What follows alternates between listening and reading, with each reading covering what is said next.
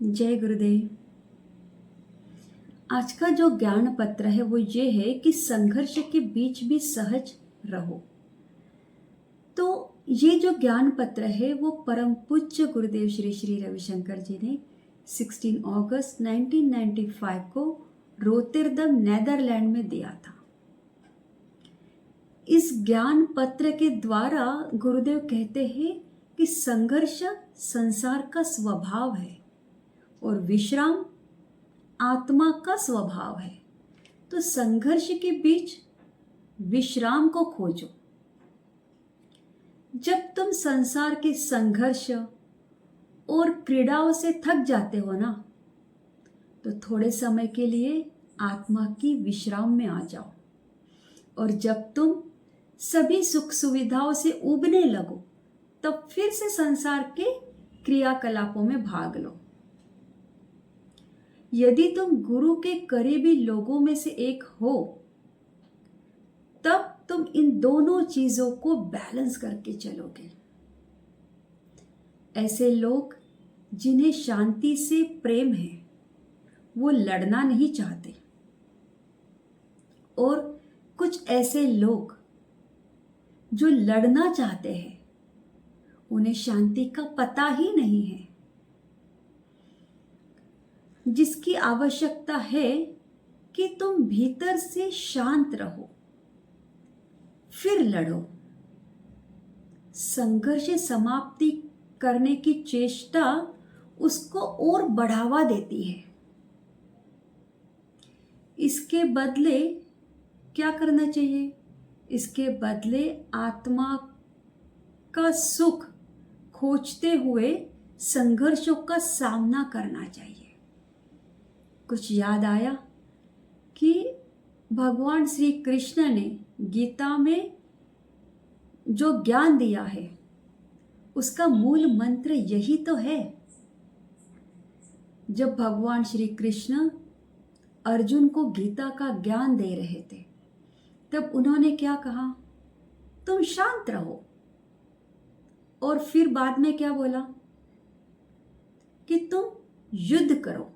उनको युद्ध करने की सलाह देते हैं। इसका मतलब कि तुम भीतर से शांत रहो और युद्ध करो। ईश्वर व्यापक है,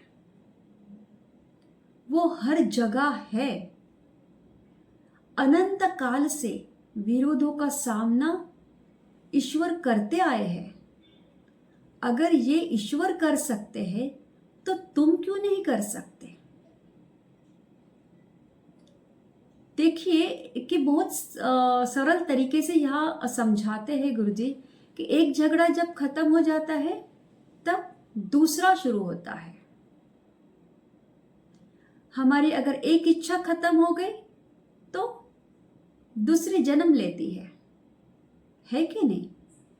जैसे समझो कि आज तुम्हें सिर दर्द हो रहा है, सर्दी जुकाम हो रहा है, कल वो ठीक हो जाएगा, फिर पीठ में दर्द शुरू हो जाएगा, फिर बाद में वो ठीक हो जाएगा, फिर जब शरीर स्वस्थ होता है तो मन की बीमारी शुरू हो जाती है। और ये चक्र जो है ना, वो ये चलते रहता है। लेकिन हम सभी के जीवन में कई संघर्ष आते हैं। कई बार हम जीवन में कुछ ऐसी परिस्थितियों से गुजरते हैं। कई बार हमारे मनमुटाव हो जाते हैं। जब कोई व्यक्ति हमें कुछ कहते हैं, जब किसी चीज से हमें बुरा लगता है, तो हमें ऐसा नहीं कहा जा रहा है कि तुम प्रत्युत्तर मत दो। अगर तुम्हारे कोई एक गाल पे थप्पड़ मारे तो दूसरा आगे करो, ऐसा नहीं कहा है।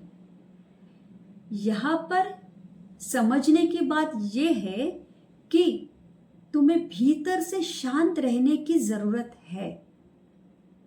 पहले तुम भीतर से शांत रहो, फिर संघर्ष करो, फिर प्रत्युत्तर दो, है कि नहीं? फिर लड़ाई करो, लेकिन मन को चेक करो, क्या मेरा मन शांत है? हाँ, ये पॉसिबल है।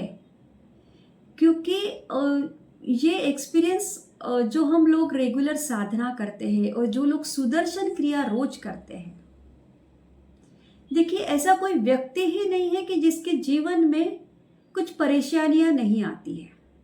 हर व्यक्ति के जीवन में परेशानी आती ही है, लेकिन ये बात अलग है कि हम उस परिस्थिति को, उस परेशानी को किस तरह से हैंडल करते हैं। अगर हम रोज सुदर्शन क्रिया कर रहे हैं, ध्यान कर रहे हैं, तो क्या होता है, सुदर्शन क्रिया में क्या होता है कि जो श्वासों के द्वारा, जो एक श्वासों की लयबद्ध पद्धति है, उसके द्वारा हमारा मन शांत हो जाता है। और जब हमारा मन शांत हो जाता है, हम भीतर से शांत हो जाते हैं, तब जीवन में चाहे कैसी भी परिस्थिति हो, चाहे हमें कोई कुछ भी बोले, हमें कोई फर्क नहीं पड़ता। हम उस परिस्थिति में फंसते नहीं हैं, अटकते नहीं हैं, है कि नहीं? कितना जरूरी है ना ये सब बातें। अदरवाइज क्या होता है कि हम इसी चक्र में फंसते रहते हैं। अरे उसने मुझे ये कहा, बस मेरा मन दुखी हो गया। यह परिस्थिति मेरे अनुकूल नहीं चल रही है, मेरा मन दुखी हो गया। लेकिन इस जीवन में सबसे महत्वपूर्ण बात एक ही है, अपने मन को संभालना। जो व्यक्ति अपने मन को संभालना सीख गया ना, उसने जीवन में सब कुछ पा लिया। और मन को संभालने के लिए केवल एक ही उपाय है, रोज सुदर्शन क्रिया करो। सुदर्शन क्रिया करने से तुम भीतर से शांत रहते हो और खुश रहते हो।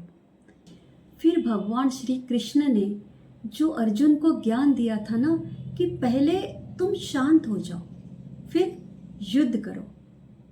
तो जब हम रोज सुदर्शन क्रिया कर रहे हैं, तो हमारा मन भी भीतर से शांत हो जाता है। फिर उसके बाद हर दिन जीवन में जो चुनौतियां आ रही है, जो परिस्थिति चल रही है, उसके लिए हम सज रहते हैं, तैयार हो जाते हैं। तो कितना उपयोगी है ये सुदर्शन क्रिया करना, है कि नहीं? जय गुरुदेव।